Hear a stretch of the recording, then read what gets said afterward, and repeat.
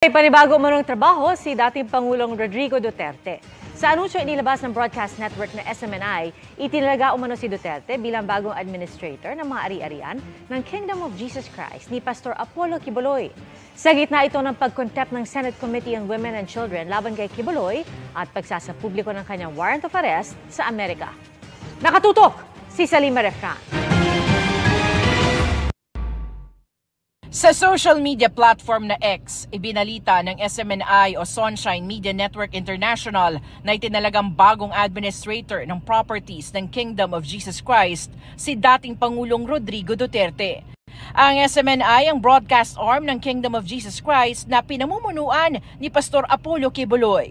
Walang ibang detalye ang post ng SMNI. Pero kilalang malapit sina Duterte at Quiboloy. Saglit tayo, may na-allergy ako eh. Matapang pa rin si Tatay Digong, isipin mo. Isa pa to, katapangan to. Pwede na siyang dumistansya kay Quiboloy. Marami po didistansya kay Quiboloy. Marami politiko didistansya kay Quiboloy. May kaso, masama ang imahe, pinasasama ang imahe. Pag ikaw ay isang politiko, the easier way out is dumistansya kay Quiboloy. So si Tatay Digong, hindi siya dumidistansya. Actually, sa gitna ng labanan, inaakupan niya ang responsibilidad na aakuin magiging administrative Quiboloy. So, ma-identify talaga dyan. Ididikit si Quiboloy at yan ang gustong ginagawa ng kalaban. Kaya binabanatan si Quiboloy because of Duterte.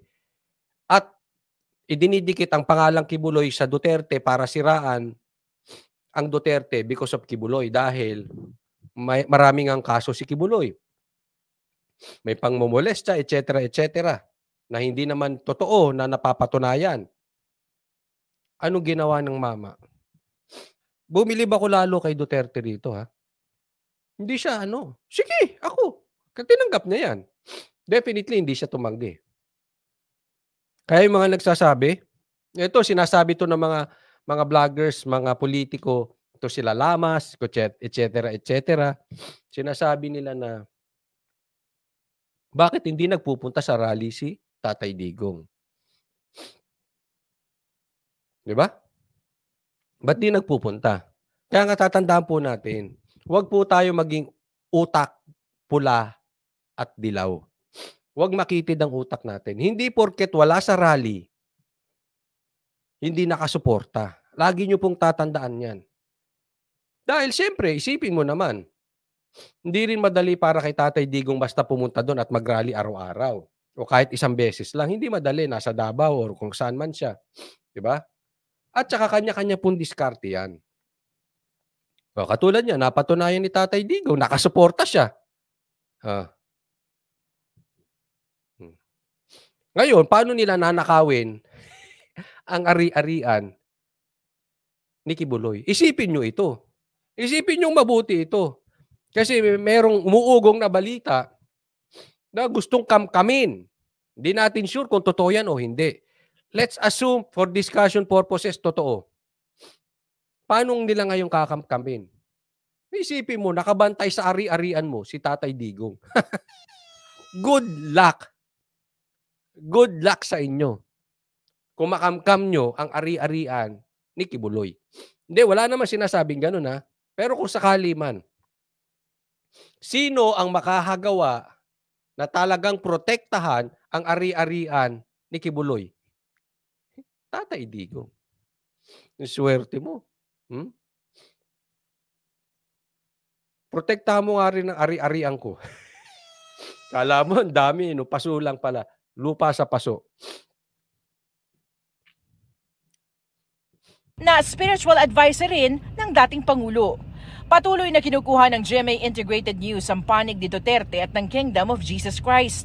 Sinubukan din namin kunin ang panig ng abogado ni Quiboloy. Amaya, wag muna sila magsalita. Ikot ang puwet ng gustong kumamkam kung sakali may gustong kumamkam. At saka alam niyo yung pagpayag ni Tatay Digong na siya ang maging administrative ng ari-arian ni Quiboloy. It's a very big statement. Hindi siya takot. Hindi siya nang iiwan ng kaibigan. Malaking bagay yun, ha? Yung kay Tatay Digong. Tandaan nyo. Iniwan ang SMNI. Tatay Digong hindi. That's the difference of the Duterte and the Marcos. Made in, sabi niya, harapin niya na lang ang kaso. Harapin nga eh. Idemanda. Idemanda. Inaantay namin ang demanda. Haharapin ni Kibuloy ang kaso. Okay ka na, made in. Naunawaan nyo na. Kasi nanonood kayo sa mga baggers na bobo eh. Ilang beses na sinasabi haharapin yung kaso. Paulit-ulit. Yung mga vloggers nyo. Oh. Yun ang pinagkaiba ng dalawang leader. Yung isang leader, nilaglag ang SMNI. Yung isang leader, tingnan nyo mabuti ang difference. Yung isang leader, pinakanabangan ang SMNI. Tapos, pinakinabangan nilaglag. Yung isang leader, lagay natin kay Tatay Digong. Yung isang leader, ang SMNI, ang nakinabang kay Tatay Digong. Tandaan nyo, magkaiba ha. SMNI, sa tingin ko, ang nakinabang kay Tatay Digong. And yet, sa gitna ng labanan, hindi iniwan ang SMNI. Yung isa, pinakinabangan ng SMNI, iniwan ang SMNI. Yung isa, nakinabang ang SMNI kay Tatay Digong, and yet, yan ang kaibigan. Kaya kung kayo ay ginigipit, mga kababayan ko, at kayo ay kinukutsa ng madami, yung mga kaibigang nasa tabi ninyo, hindi kayo iniwan. Yan ang totoong kaibigan. Alam ko yan. Nangyari sa akin yan eh. Oo.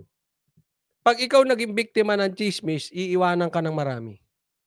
At yung nandiyadyaan sa tabi mo, yan ang may yagballs. Anong nangyayari? In time, they will prove na yung kinampihan nila ang sintu-sintu. Parang nangyayari ngayon. Napuprove nila. Yung vlogger na yon, recruiter ng nagbabayad sa kapwa vlogger. Huwag nyo na pong ipagtanggol. Tama po ba yon? Tapos kinakatkong. Hindi nakita nyo kung sino sintu-sintu. Edna, sabi niya, Coach Oli, matagal na kasi magkaibigan sila Pastor at Tatay Digong. Kaya nga, at least hindi niya iniwan. Yun ang maganda kay Tatay Digong. Hindi niya iniwan. Diba? Yun ang importante. Sa gitna ng gipit, walang iwanan. Ferdinand Topacio, pero tumanggi siyang magbigay ng pahayag. Ginawa ang anunsyo sa gitna ng pag-contempt ng Senate Committee on Women and Children laban kay Kibuloy. Ako, Pastor Kibuloy, gusto ko pa namang makita yung Glory Mountain. Pag ako nakapunta sa Glory Mountain, mag-aalo ko kaya ko doon. Baka may mga baril. Kasi sabi, yun ang bintang, di ba, sa Duterte. Binigyan daw ng bag ng baril. Ang tanga nung nag-coach doon sa witness na yun. Tanga-tanga kanyo, tanga-tanga. Sa mall lang, napakadaming baril. Sa dami ng pera niya, magbibigayan pa sila animal. Dahil sa patuloy na hindi pagdalo sa mga pagdinig tungkol sa umano'y nangyaring pang-aabuso sa ilang miyembro ng Kingdom of Jesus Christ. Kamakailan din na isinapubliko ng Korte sa Amerika ang arrest warrant ni Kibuloy. Kamayong po, Prayer Mountain, punta kayo? Sige nga. Pagtatanong ko yan. Tamayong po, Prayer Mountain. Para sa patong-patong na kaso ng sex trafficking, cash smuggling at iba pa. Binuhay rin muli ng Department of Justice ang sexual abuse at human trafficking charges laban kay Kibuloy. Sa gitna ng unsealing ng arrest warrant sa Amerika, sinabi ng Department of Justice na wala pa silang natatanggap na extradition request para kay Kibuloy. Samantala, sumulat ang legal counsel ni Quiboloy sa Kamara para sa sabpinang in-issue ng House Committee on Legal Franchises. Sinabi ritong hindi dadalo sa committee hearing si Quiboloy dahil honorary chairman na lang daw ang pastor at matagal nang hindi kasama sa pamamahala at operasyon ng SMNI. Yan ang hindi ko maintindihan eh. Hindi na nga kasama sa SMNI, hindi na parte ng SMNI si Quiboloy. Ayun yung sinasabi. Ha? Honorary member na lang siya. So, anyway, pinipilit pa rin ng House. No? At isa pang nakakabilib doon, grabe to si Boying. Yung namatay na kaso, binuhay bigla. Ang galing! Galing ni Boying. Saludo ko sa iyo, Boying. Ay, nakita nyo ba yung picture ni Boying? Tsaka kasama yung vlogger? Naku, tingnan nyo na lang. Meron. Yung pala yun. Ang tagal na pong wala yung kaso ni Pastor Quiboloy. Ngayon, binuhay. Ang tagal na rin nakapahinga ni Boying. Pagbalik niya, project na agad si Quiboloy. Lakas, no? Kinukuyog si Quiboloy, pinagtutulungan. Samantala, ikatlong araw na sa 7 araw na prayer rally ng mga taga-suporta ni Quiboloy sa Liwasang Bonifacio. May ibang sa Liwasan na nananatili para ipanawagan ang pagtigil sa anilay panggigipit sa kanilang leader. Para sa GMA Integrated News. Ayan, lumalaki ang problema. Ha? Kasi gusto nyong ipahiya. Yan po ang sinasabi ng marami. Kahit mga abogado ni Quiboloy, kahit sila Attorney Panelo, yan lang ang ano diyan. Ano bang trabaho ng ating gobyerno? Magpahiya lang?